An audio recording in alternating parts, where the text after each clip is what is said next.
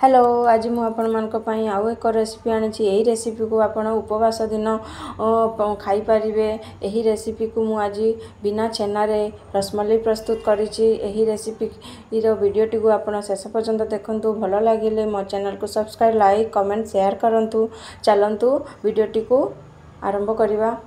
यही रेसिपी पाई मुझे सागु को भेदे नहीं आगु पानी रू काढ़ी नहीं एक ग्राइंडर जार रे देई से 2 चम्मच चीनी 5 चम्मच नड़िया कोरा एवं गोटे 10 टंकिया पैकेट अमूल पकई ताकू मु ग्राइंडिंग कर दउची। ग्राइंडिंग कर नउची।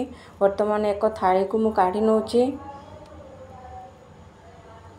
से हाथ रे मु टिके घी लगाई नहीं भल भाव रे तार छोट छोट गोला प्रस्तुत कर नउची।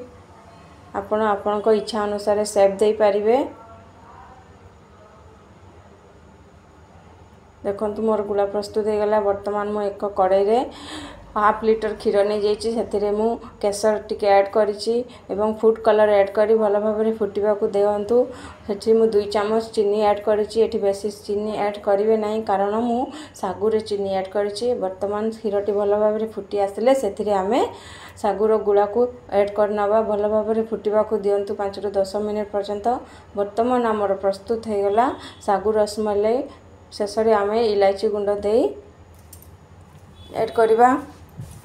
वर्तमान आम एक प्लेट को काढ़ी नवा। शेष आमे से कटा काजू बादाम एवं केसर द्वारा आमे गार्निशिंग करवा सजाई नवा भल भाव में। वर्तमान आमर प्रस्तुत हो गला सागु रसमलाई। यही रसमलाई को देखंतु केते सॉफ्ट होईची। यही रसमलाई को आपण खाई पारिबे।